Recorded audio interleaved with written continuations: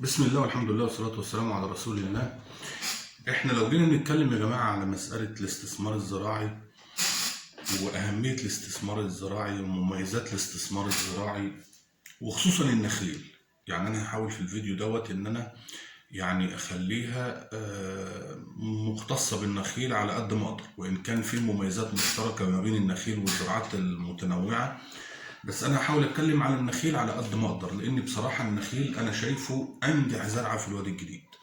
انجح زرعه في الوادي الجديد، واظن انا نزلت لكم فيديو بسبب في الجزئيه دي. فحته ان انت تزرع نخيل دي مميزاتها كتيره جدا. خد عندك اي اول مميزه، والفيديو دوت انا بعتبره يعني رساله بقى لاصحاب رؤوس، يعني الناس اللي هي زي الدكاتره، المهندسين، المدرسين، المغتربين، الفئة اللي هي يعني بتعاني من حتة الجزئية اللي أنا هكلمكم فيها دي. أول حاجة أنت بتبقى مدير نفسك. حتة إن التحكم النفس في النفس دي مسألة صعبة شوية، بتبقى تقيلة شوية على الإنسان، حتى لو كان يعني مهما كان مركزه. يعني أنا يحضرني إن كان واحد بيتكلم معايا، كان دكتور، هو دكتور أظن في السعودية. فكان بيتكلم معايا ان هو خدم كتير جدا في المصلحه اللي هو شغال فيها، كانت مستشفى كبيره، وان هو قام على كتافه القسم اللي هو شغال فيه، قام على كتافه من الالف للياء، وان هو وقول لي في نفس الوقت انا تحت امر اي، يعني صاحب المصلحه اللي انا شغال فيها بجره قلم يرجعني، بجره قلم يرجعني. انا مش ملك نفسي. انا ممكن مثلا اخويا بيتجوز في مصر، ما اعرفش احضر فرحه، واخد بالك، في اي ظرف حصل عندي في العيله، انا مش متحكم في وقتي، ما اقدرش انزل. فحته ان انت تبقى مدير نفسك. انت لما يبقى عندك مزرعه نخيل محترمه، انت لما هتبقى ساعتها انت مدير نفسك، انت مالك وقتك. والمساله دي مهمه جدا جدا جدا نفسيا ومعيشيا، يعني حتى انت بتبقى حر بقى، تبقى انت يعني زي ما بيقولوا يسموها، بس هم بيزودوا في الكلام شويه لما يقول لك ان الوظيفه دي عبوديه وكلام من ده. الكلام ده بالطبع كله يعني ما في جزئيه من الصواب، وفي جزئيه من الخطا، لان موضوع الوظيفه مش وحشه، يعني مش ما هياش كلها يعني سيئات يعني. غير ان انت عندك اصل ثابت بقى. مساله النخيل ده اصل ثابت. انت عندك اصل ثابت 100 سنه قدام، او اكتر من 100 سنه، اعتبر 100 سنه، واخد بالك. ومفيش اصل استثماري يقعد معاك ل 100 سنه ينتج نفس المنتج بنفس المواصفات بنفس الجوده، واخد بالك، غير النخيل. النخيل ده حاجه انت بتعملها امان لنفسك، لمستقبلك ومستقبل اولادك ومستقبل احفادك ومستقبل اولاد احفادك. احنا هنا في ناس في الدخله هنا وارثين نخل، يقول لك ده من جد جدي، واخد بالك، وما زال الاحفاد بيتنعموا بالمشروع اللي جد جدهم عامله. فدي مساله مهمه جدا ومش موجوده غير في النخيل. غير ان فلوسك بقى بتكبر، يوم عن يوم بتكبر، اصل ثابت ومتزايد في القيمه، قيمته بتعلى. النخيل انت لو زرعت السنه دي نخل، سعر الفدان بيختلف السنه اللي بعدها، بيختلف السنه اللي بعدها، بيختلف عن ان هو يكون طارح، بيختلف عن عمر 10 سنين، عن 20 سنه. الاصل سعره بيعلى. انت عندك الارض سعرها بيزيد، والنخل نفسه سعره بيزيد، والاتنين مع بعض هم بالطبع سعرهم بيزيد كمشروع استثماري. فحته انه اصل ثابت وانه اصل متزايد في القيمه، قيمته بتزيد، دي حاجه مهمه جدا جدا، وان هو امان ليك ولاولادك ولاحفادك. حته التضخم، موضوع التضخم والله اعلم، انا هتكلم في حته الاقتصاديه كده، الله اعلم هي صح ولا لا، بس انا في اعتقاد ان هي صح. ان انت لو منتج التضخم بيفيدك ما بيضركش. ليه؟ لو انت عندك منتج زي مثلا البلح، التضخم مثلا، البلح السنه اللي فاتت كان ب 30، السنه دي اتباع ب 45، زاد 50% عن السنه اللي فاتت. واخد بالك؟ زي ما قلت لكم قبل كده في الفيديو قبل كده، انا اول ما نزلت الدخله البلح الصعيدي كان بيتباع من 15 ل 19 من 4 سنين بالظبط. السنه دي اتباع من كام لكام؟ من 47 ل 49. فالتضخم ما بيأثرش عليك قوي كمنتج. واخد بالك ليه؟ لان انت عندك بضاعه بتبيعها. انت عندك ايه؟ انت عندك بضاعه بتبيعها. فحته ان زراعه النخيل كلها مميزات، كلها مميزات. احنا لو قعدنا نتكلم على زراعه النخيل، على مميزات زراعه النخيل للصبح، مش هنوفيه حقه. وخصوصا انت بقى لو دخلت بقى على مساله التصنيع. انت لو عندك مزرعه، حته التصنيع دي يعني مش ضخمه. تصنيع يعني ايه؟ بتروح تعمل في اي مطبعه، تعمل كرتونه باسم مزرعتك، باسمك الشخصي، باسم عيل من عيالك. واخد بالك؟ بلح المروه، بلح احمد، اي حاجه بقى، اي اسم انت عايز تسميه. تعمل كرتونه، تطبع كرتونه بعدد الاطنان اللي بتطلع عندك، وهتجيب كم شخص، كم بنت او كم ولد، واخد بالك، ويعبوا الكراتين، بيفرزوا، يعملوا عمليه فرز اسهل من السهوله، واخد بالك، ويعملوا عمليه فرز ويعبوا الكراتين وتبيع الكراتين. تبقى انت بتبيع المنتج النهائي. هتبص تلاقي نفسك مثلا بدل ما بتبيع المنتج مثلا بتاعك مثلا ب 45، هتلاقي نفسك بتبيعه ب 60. فبتبص تلاقي نفسك فارق في الطن مثلا 10 15,000 جنيه. دي برضه ميزه مهمه جدا، لان البلح ما بيحتاجش بقى انت عشان تطلع. ودي مهمه جدا، خد بالك منها. البلح هو منتج نهائي. يعني انت لو بتزرع قمح مش هتعرف تبيعه، ده انت لازم تطحنه ولازم تخبزه فيلم، واخد بالك، اي حاجه كده، يعني حاجات كتير كده. بخلاف البلح فيه ميزه ان هو مش محتاج تصنيع، ده هو محتاج تعبئه بس. انت عشان توصل للمنتج النهائي في زراعات كتيره محتاج مصانع.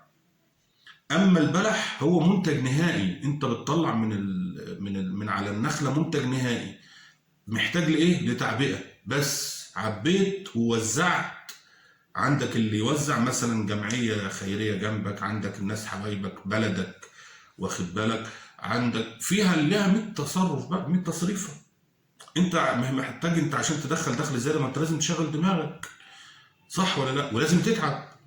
ما انت راجل عايز تدخل دخل زياده، واخد بالك. فحته ان التصنيع دي مهمه جدا. وحته برضو ان النخل كله خير. النخل ما فيهوش حاجه بتترمى يا جماعه اصلا. المنتجات كل اللي النخل بيطلعه، حتى مخلفات النخيل انت ممكن تصنعها. بس سيبك بقى من حته ان احنا نصنعها دي، لان انت كده هتدخل نفسك في موال تانية، وانا كده بكبر الموضوع وبعمل افلام. مش هقول لك بقى جريد النخل واعمل اقفاص او اعمل كراسي وترابيزات واعرض على النت وبيع ده فيلم تاني وعايز صناعيه بقى وشغل تاني، ده موال تاني مش موالنا. انت اقل حاجه هتصنع منه كومبوست تخدم بيه ارضك، واخد بالك. يعني انت لو كل نخله طلعت، خدت مخلفات النخله دي وعملتها كومبوست ورجعت حطيتها تاني، ده هيوفر عليك في التسميد وهيزيد معاك الانتاج. فمش هترمي حاجه بره. مفيش حاجه اسمها انك ترمي بره في النخيل، واخد بالك.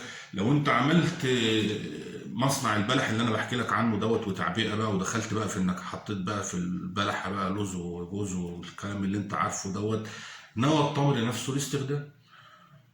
ممكن تعمل قهوه مضروبه وتبيع. غير ان انت بقى يعني لو دخلت بقى في حته دبس التمر بقى ومربة التمر بقى ومواويل، هي البلح يا جماعه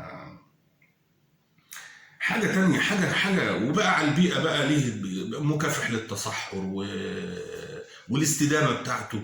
وان حته ان انت مش بتكلف نفسك كل سنه زرعه، تكاليف زرعه جديده، ده برضه ما هو برضه بيعود على اقتصادك واقتصاد البلد بمنافع. واخد بالك؟ الايد العامله، انت بتشغل ايد عامله معاك. واخد بالك؟ فحته النخل، نقعد بقى نتكلم للصبح في مميزاته، غير بقى الفسايل. غير الفسايل، لو بعتها بتبيع بمكسب كويس. يعني مش عايز اقول لك ان الفسايل اللي انت هتبيعها من الفدان بتجيب لك سعر الفدان اللي انت صرفته على الارض كلها اصلا، بدون مبالغه. الفسايل بس بتلم لك راس المال لوحده. واخد بالك؟ الفسائل اللي انت بتجيبها بتبيعها من ورا النخل، وممكن تستفاد بقى من ناحيه تانيه انك ما تبيعش وتزود المساحه عندك. بس الكلام ده بقى بعد 6 7 سنين من الزراعه. انت اصل الفسائل ما بتذبحش الصبح. واخد بالك؟ انت يبقى عندك ايه؟ انك عندك تجيب حته ارض وترشق فيها النخل. واخد بالك؟ فهو فرصه استثماريه. انا بصراحه يعني في يحضرني قول واحد شخصيه كبيره كانت عندنا في الفرافره. المهم كان في مستثمر جاي جديد وقاعد معاهم بيدردش معاهم، فبيسأله بيقول له انتوا الزراعات اللي انتوا بتزرعوها ايه ومهتمين بايه؟ قاعد يقول له بقى برسيم وغله وذره وحاجات، يعني الحاجات اللي انتوا عارفينها ديت. واخد بالك؟ وكمون وحلبه وحاجات زي كده يعني. فالراجل قال له لفظ، يعني انا سامحوني ان انا اقوله يعني. قال له انتوا بهايم. والله العظيم، مع ان الراجل اللي بيتكلم معايا عمده يعني. واخد بالك؟ بس هو شكلهم بينهم وبين بعض عشم يعني. قال له انتوا بهايم؟ ازاي انت راجل هنا مثلا بقالك 15 سنه و20 سنه وما زرعتش نخل؟ ازاي انت ازاي راجل جاي في الصحراء وما بتفكرش انك تزرع نخل؟ دي نقطه غبيه جدا. سيبك يا عم الحاج، ابوس ايديك، ابوس راسك. سيبك من حته العقليه اللي انت جاي بيها من البحيره او من كفر الشيخ او من اسيوط او من اي محافظه من محافظات مصر. سيبك من عقليه المزارع دي، مش هتنفع معانا هنا. هاودني وارجع للفيديو بتاع افضل زرعه تزرعها في الوادي الجديد ايه. واخد بالك؟ هتلاقيني متكلم بالتفصيل وعن المعاناه اللي بيعانيها الناس هنا في الزراعات المتنوعه. انت يا باشا، انت باشا. والنخل برضه من الزراعات القويه. الزراعات القويه. واخد بالك؟ ما هي الزراعه هفق. اي مثلا حاجه ممكن تاثر عليها. لا، في تغير المناخ بيستحمل الافات، بيستحمل. انت عندك طالما مشيت على الوقايه صح، النخله بتصمد وبتبقى كويسه. واخد بالك؟ فهي محتاجه برنامج وقايه. مثلا بالنسبه لسوسه النخل والكلام اللي انتوا عارفينه ده، هي برنامج وقايه. انت عملت برنامج الوقايه، خلاص انت كده عديت. بتبقى بقى نسبه المخاطره فيه بسيطه جدا، وتكاد تكون معدومه بالنسبه للزراعات التانيه. يعني الزراعات التانيه شغل تاني بقى، شغل تاني وقرف تاني خالص. فهو انت لو جيت تتكلم في حته في مميزات زراعه النخيل، انت تتكلم للصبح. مفيش مقارنه ما بينه وبين اي زرعه تانيه. واخد بالك؟ ده غير ان حته بقى ان الطلب عليه متزايد. والحته دي انا اتكلمت فيها قبل كده، ان التغيرات المناخيه اللي حصلت في دول الخليج هتاثر قطعا على انتاج البلح هناك. واخد بالك؟ البلح محتاج مناخ معين. زي ما قلت لكم كده، الدخل افضل مكان في مصر في انتاج النخيل الصعيدي. ليه؟ البلح الصعيدي ليه؟ عشان خاطر المناخ. طيب في اماكن المناخ اتغير فيها خالص في الخليج. فحته الانتاج النخل هيتاثر، انتاج البلح هيتاثر غصب عن اي حد. ده حاجه يعني بايد ربنا سبحانه وتعالى. بخلاف بقى الوادي الجديد.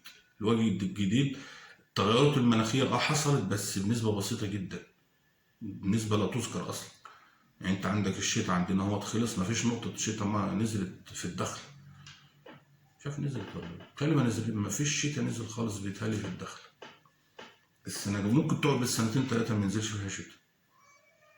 واخد بالك؟ فالله المستعان. ربنا يصلح حالنا وحالكم يا رب. كل فيديو وانتم طيبين. يلا، السلام عليكم.